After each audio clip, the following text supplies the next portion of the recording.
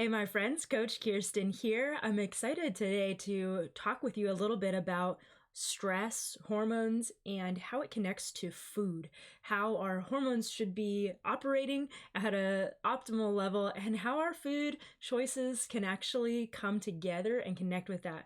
I'm actually going to do a little series on stress and our bodies over the next couple of weeks. One of the things I'm passionate about is actually how stress affects us. And this is something that really took me a long journey to discover. But in my road to healing in my own life, I went down many different pathways. That's why I hold several credentials, is not because I wanted to be overqualified, but because I wanted to understand. And what was really interesting in my journey is that I kept coming across this concept of stress. And when I realized when I would talk with other people about it, when I would coach people or talk with people about what I was finding, most people would say they actually were not stressed, even though I was able to recognize the signs and symptoms of stress while watching them. They didn't really understand what stress is and how it plays out. And what I've come to realize is that most of us, have a pretty high tolerance of stress, and our body actually is demonstrating this stress without us realizing that it's called stress. And I'm going to break this down again over the next couple of weeks. And today I want to talk about two stress hormones in particular that you have heard about. And I want to talk about this connection to food. But I want to talk about how I got there just for a second. You know, as you know, if you've listened to any of my story, I had two physical burnout breakdowns in my life. Once during college, I had to take a semester off. I was doing a lot of things, but I was not mentally, emotionally stressed out in the way that most people think of stress. I was loving my life. I loved my major, my friend community. I was on the triathlon team. But listen to this for a second. I was double majoring. I had, I think, 2 jobs. I was on the triathlon team, which was quite a bit. I was leading different, at least 1 or 2 different clubs, and had a very amazing, robust friend life. And I really loved everything that I did. But if I even mention all of that right now, I can feel the stress start to rise in my body and go, ooh, I don't want to do all of that again. And yes, I was young and vibrant and, running like crazy, but the truth is my body could not handle all of that. And I was not listening to the signals my body was giving me until it finally just said, enough is enough, let's shut down. And everyone experiences the stress hormones in different ways, but one way or another, if our body is overtaxed, overstressed, it will come out, whether it's through injury. I've seen this in many runners and athletes. They get injured when they've overdone it. I've seen it in sickness. Really, the core root of most sickness is stress. And that stress comes in many different ways, but it's dis-ease. It's when the body is no longer at ease. When the body is at ease or homeostasis on the inside, it actually is able to heal itself. Even from things like cancer and diabetes, injuries and inflammation, the body has everything it needs in it to overcome those things when it's in the right state.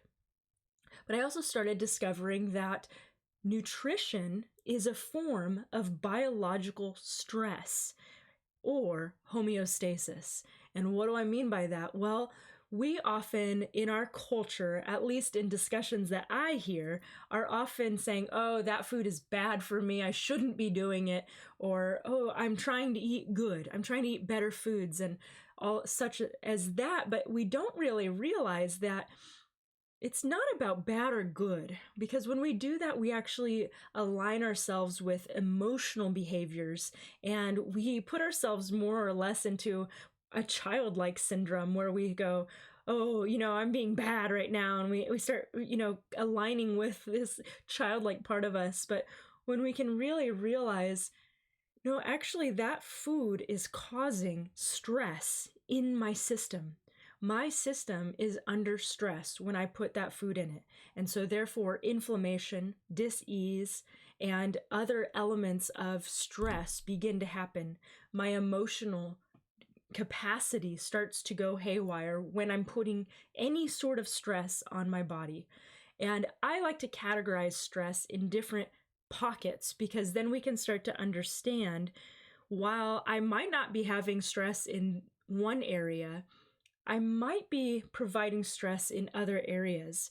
We can have stress from, like I just mentioned, biological stress from food that we're putting in or not putting in. You might have a lack of nutrients, and that also causes biological stress on our organs and our systems when it's not getting the nutrients it needs, okay? Then we also have mental stress. Let's say we're just really going through a lot. We're trying to juggle a lot. We're trying to focus on a lot. We have a lot going on in our lives. And that level of mental stress, if it doesn't get a chance to unwind, also releases stress hormones. We also have emotional stress. Now, that could be because we're tied up in an emotional journey right now. It could also be from past wounds, past traumas and wounds that are stuck in our body and our emotional world, and there are parts of us that still hold those emotions, and they come up from time to time, causing, again, a switch and change and hijacking of our stress hormones. We also have lifestyle stressors, environmental stressors, as well as toxic stressors. If there are toxins happening around you chemically and around your world, now your body can handle those when other areas are not under stress. But if you're under any form of stress, all of these play into each other. So this is why it's important to really go, if you're experiencing deep levels of fatigue, anxiety, you notice you cry on the spot, or maybe you have high levels of anger or tears, or you feel depressed or intense emotions sometimes. Emotions are great. I love them. However, if they kind of seem to spike off like that, it's a sign that there could be a lot of stress happening in and around you, okay? So hormones, stress hormones, are not meant to stay in your body. They're good for a moment, but they're not actually meant to stay there. We don't typically understand this. We kind of think that if we break the cycle of stress, that we should be fine, or we take a day off, we should be fine. But we don't realize that these hormones, they do a lot of damage over time. So, if this sounds like something that you're interested in, you want to flip the script of stress and stop letting it control your life, then let me know. This is something that I am very passionate about. I love talking about this concept because, again, it has completely flipped my life on its head a couple of times, but it also has understanding of it transformed my life, giving me my strength back, my energy back, and my capacity to do so much more than I ever thought possible. So understanding stress is such a massive key, because we do actually need it to improve, but we also need to understand that we can't keep it flowing through our body. So I want to just talk about two hormones and one way that food connects with these two hormones. So when your body faces a stressful situation of any kind, remember, even if it's just thoughts in our mind about something, it can cause stressful hormones to go through our body. Your mind doesn't know the difference between a perceived threat or a real threat. And perceived threats often come from past wounds and past things in our life that were real at that time and are no longer real. But if your brain doesn't know that yet and hasn't gone through some healing process, it can still continue to release those two hormones. And those two hormones, you have heard of them: cortisol and adrenaline. Now, what's the difference between the two of these? One is that adrenaline is fast acting, fight or flight. It is the one that gets you up and going.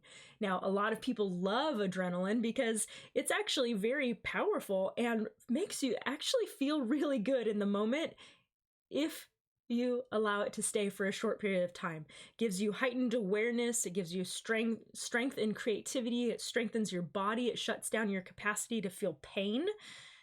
And that's why a lot of people like it, right? A lot of people like to kind of live in that high level because it gives you all those capacities.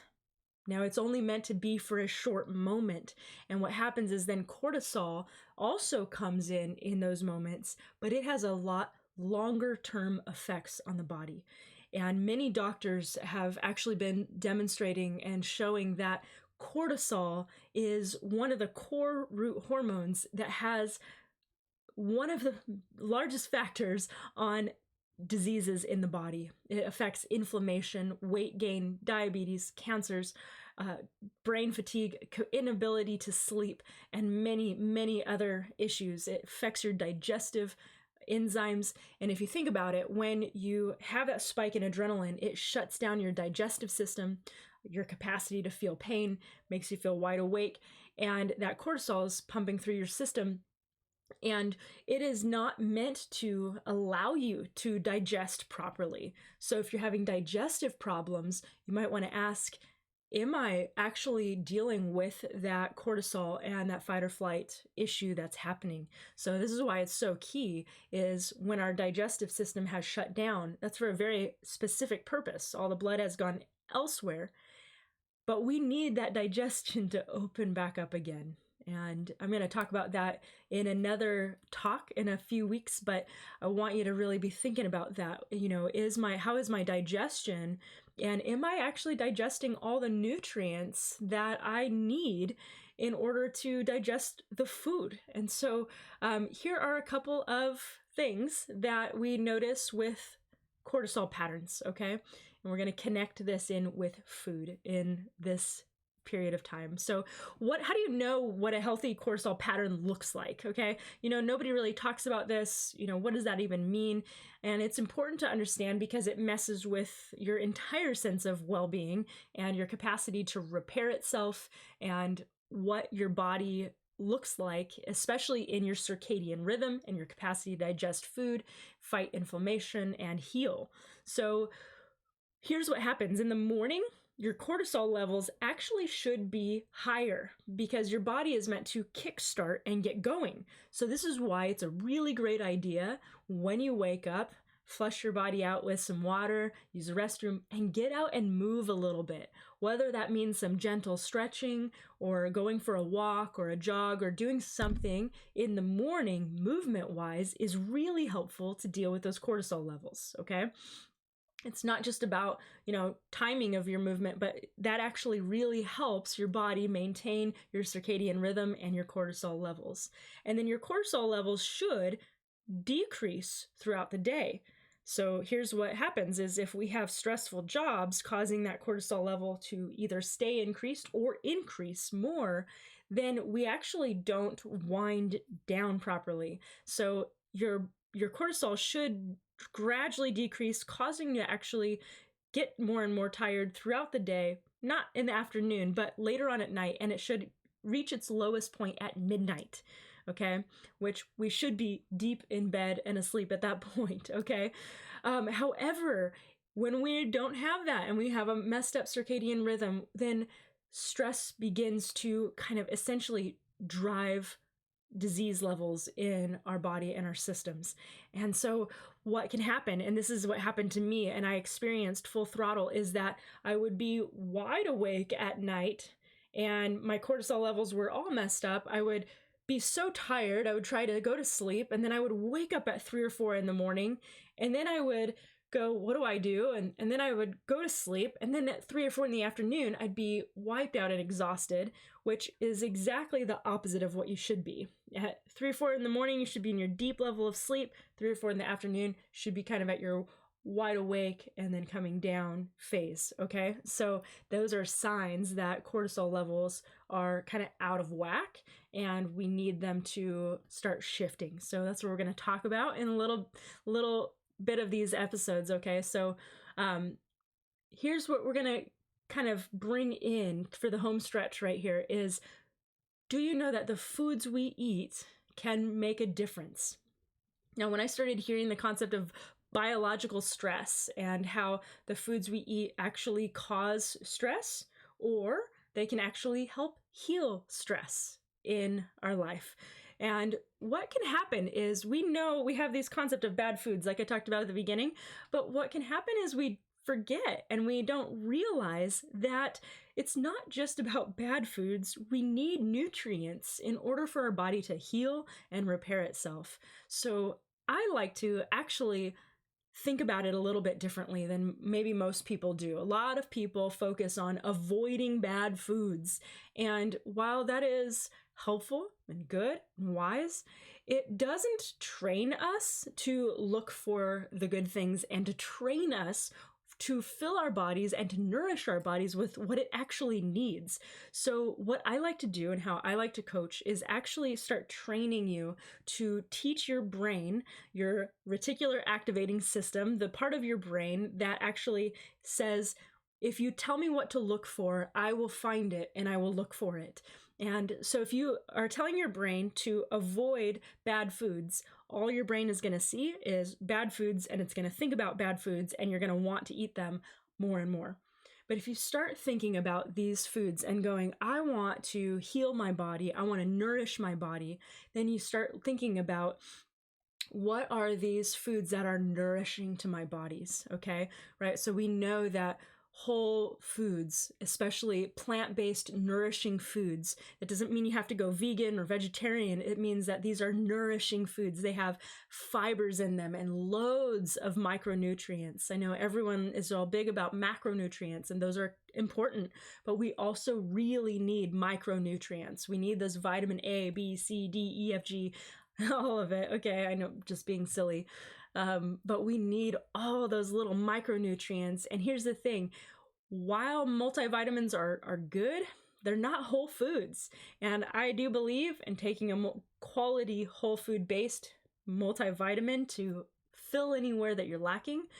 But getting vitamin C from a pill does not work the same as eating a quality orange, because an orange actually has a lot of different nutrients in it that helps your body absorb the vitamin C that's in it. It's got fiber and a lot of other pieces to it that one pill does not contain. So you don't want to take on the reductionist theory of just going, let me just take one pill for every nutrient I need. You want to actually get it from a variety of whole foods. So what I like to do is look around and go, how can I fill my plate with more of these whole foods? Okay. And so thinking in terms of what you're adding in order to help your body heal. Because guess what? Even if you add these other quote unquote bad foods into your lifestyle, if you are giving your body what it needs, it's kind of like a skyscraper with great foundations in place. They've laid the foundation in place and there's great structure in place. And I live in Los Angeles, California. And so we have skyscrapers, and these buildings are built so well and so beautifully that they can withstand earthquakes. Now, when you put refined foods and refined sugars and salts into your diet, it's kind of like throwing an earthquake into your system, and your whole system goes, ah! And I don't recommend doing that, but we have life happening, and there are times where we celebrate things, and those are the types of foods that we go to for celebrating. Now, there's a lot of other tricks we can do for that. But if you are filling up your foundations and your core, your whole body with these nourishing foods, fiber-rich, multicultural, multicolored foods in your palate, and you're filling your body up with hydration and nutrients, then your foundation is strong. And when you put in these kind of earthquake, stress-inducing foods, your body can handle it, and your hormones don't go all out of whack and out of range. Okay, so I know this is a little bit different than maybe things that you've heard before, but trust me, it is so powerful, because we're using our brain and we're using our heart and our emotions to also drive us into these foods and going, I'm going to fill up my body with these foods so that even when I do these other foods, I don't feel I don't feel so bad about it. And I don't feel like I am just destroying my foundation and I'm shattering it and my whole building is going to come crumbling down. You know, if we have an earthquake in Los Angeles, all those skyscrapers are not going to come tumbling down because they have a great foundation and structure in place. And the same thing happens for you and your hormone cycle. This is men and women alike, okay? This is not just womanly hormones, but we all have these hormones in our body that are spiked up and down based on our lifestyle, foods we eat, our emotional and mental status. And so when you start putting in these nutrient-rich foods, it doesn't cause your blood sugar to swing so much. And remember, blood sugar swings causes a lot of stress on your system. It's like that earthquake happening in your system. And if you have a solid foundation, you're not going to shake as much and it's not going to cause you to crash. Okay, so be thinking about that as you're doing that. And, you know, if this resonates with you, let me know. And I would love to see you soar. And as we do this, you know, I call this the thriving and resilient, because as you become more and more resilient and stronger and more able to overcome things, you begin to start thriving. You begin to start feeling that in every area of your life. And that is my passion for you. Okay, so let me know if this was helpful for you and if you enjoyed it, and I will see you next week.